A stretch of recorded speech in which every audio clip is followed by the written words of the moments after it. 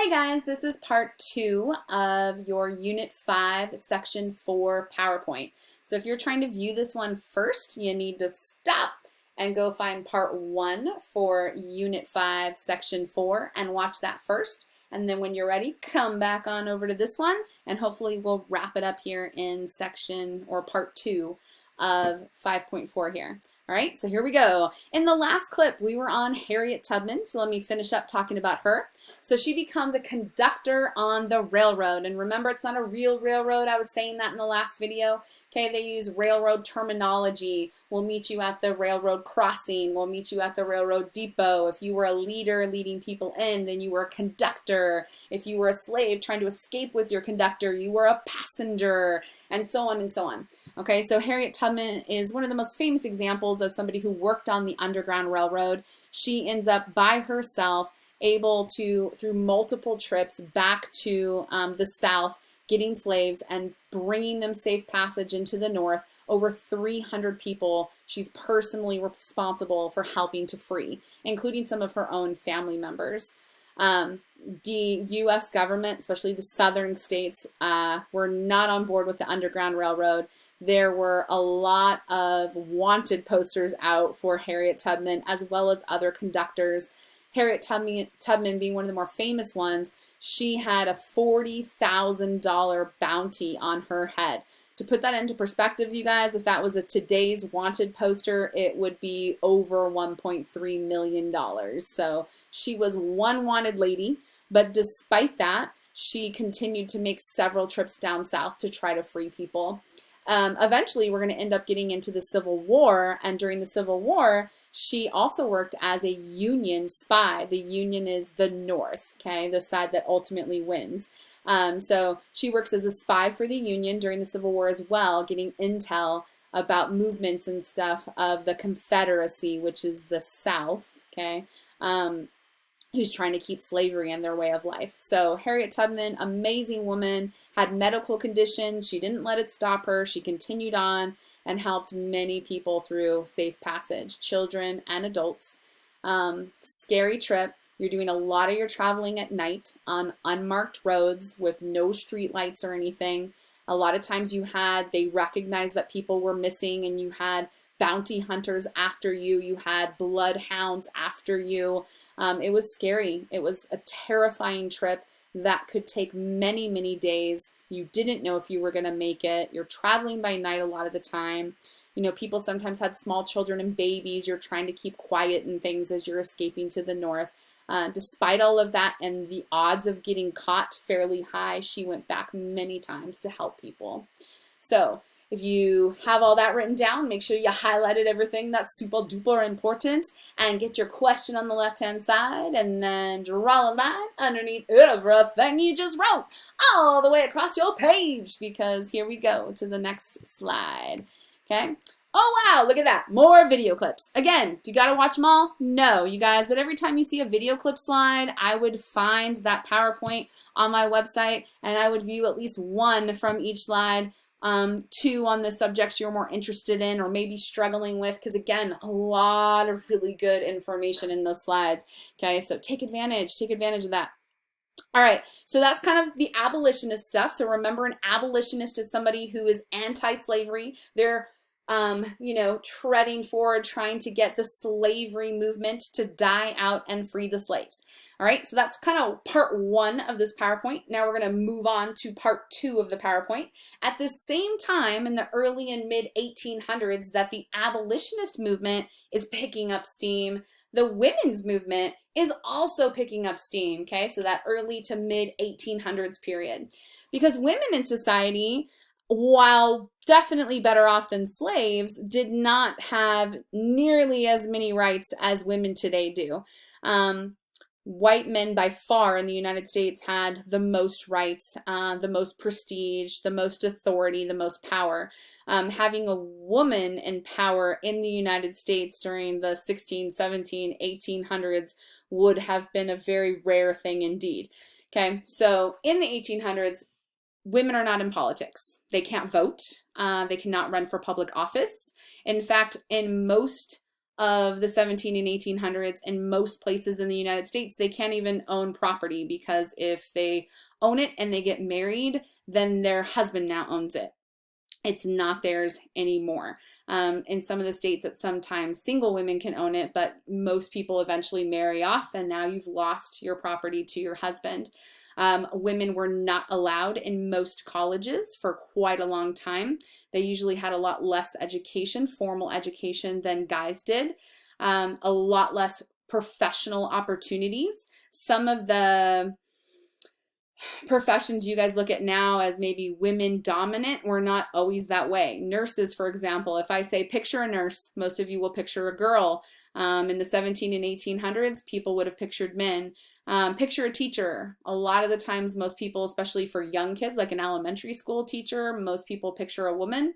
Back then, most teachers were men, so on and so on and so on. So not a lot of opportunities. So very dependent on their husbands. And divorce was really not a thing. Is it legal technically? Yes. But you just usually were not in a financial situation to walk away. So even if you were being abused or in an unhealthy situation, it didn't necessarily mean you left the person. So women not having a lot of power, okay? So they see what's happening in the abolitionist movement, and they see African Americans fighting for their rights, and it kind of motivates women to realize, you know what, we don't have equality either. We want it also. We should be fighting for our rights. And as women fight for their rights, it in turn also encourages the African Americans watching the women fight for their rights. Hey, wait a minute, they're fighting, we're fighting. And so a lot of the people will end up kind of helping both movements out. You guys saw with the first half of this PowerPoint, Frederick Douglass, for example, does a lot of things for the women movement as well as the abolitionist movement. Sojourner Truth supports both movements, and several other people support both movements because everybody's trying to get more equality, right?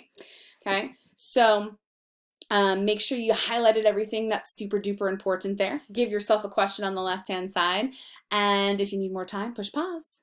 Draw a line underneath everything you just wrote all the way across your page. Here we go. Okay, so 7, when you write down the title for this, you don't have to write it twice. There's an A and a B that both have the same title, so just write Q7 Seneca Falls, okay? A feminist. If you don't know what a feminist is, that is a person who supports equal rights for women. All right, and some famous feminists, Lucretta Mott and Elizabeth Cady Stanton, held the very first ever National Convention for Women's Rights in New York in a city called Seneca Falls. That's why it's called the Seneca Falls Convention. Light bulb. Oh. Okay, and they do that in 1848. So people from all the different states, not just New York, mostly women, some men, come to attend this conference or convention to talk about women's equality and what they can do to further women's rights in the United States. Frederick Douglass comes to the convention, and he speaks and supports the women at the convention and does a speech and things. Okay, moving on. If you needed more time, push pause, go backwards. Okay, so here we are in part B. So one of the things that they do while they're at the convention, Elizabeth Cady Stanton and some of the other suffragettes, and by the way, a suffragette is a person, a woman who wants the right to vote. Because remember, at this point, they don't have the right to vote. Okay, so a feminist is a person who wants women to have equal rights, and a suffragette is someone, a woman, who is fighting for the right to vote. Most of the time in the 1800s, if you were a feminist, you were also a suffragette, right? But they do mean two different things. So Elizabeth Cady Stanton and some of the other suffragettes, people who wanted the vote, women who wanted the vote, at this Seneca Falls Convention, create the Declaration of Sentiments, and they model it after the Declaration of Independence. They go through the Declaration of Independence and they pretty much replace all the pronouns that were all male oriented. Okay, all men are created equal, right? And they go through and they gender neutralize or feminize the pronouns in the Declaration of Independence. If you guys think way back to the beginning of the year with the Declaration of Independence, blah, the whole point was that they wrote like a laundry list of things, right, about how King George had abused them and how Parliament had abused them and all the reasons why they had a right to want to walk away. And so the women, in their version of the Declaration, which they called the Declaration of Sentiments, they go on and put a laundry list of social injustices that women faced and why they were not equal in American society. They end up listing 15 injustices, such as the fact they don't have the right to vote, they can't hold political office, they don't have equality in pay when they do have jobs, and they can't hold a lot of jobs, men can, and so on. Okay, so that's kind of the Seneca Falls Convention in the nutshell that got a lot of national press and really helped the women's movement progress forward. Go ahead and make sure you got a question on the left-hand side. Draw a line underneath everything you just wrote, all the way across your page. And here we go. Of course, I have video clips for you. Were you doubting? Again, I strongly encourage you guys to go and watch, even one clip per video clip page. The extra information is interesting and helpful and puts perspective and faces and things on the whole thing. So do it, do it, do it, do it. All right, next slide. Okay, Susan B. Anthony, very famous suffragette and feminist. There she is on the right-hand side there. I got to tell you guys, if I'm being honest, that this is the same picture that was busted out when, I was your guys' age, because you only took so many pictures back then. It's not like today where you guys are taking selfies 24/7.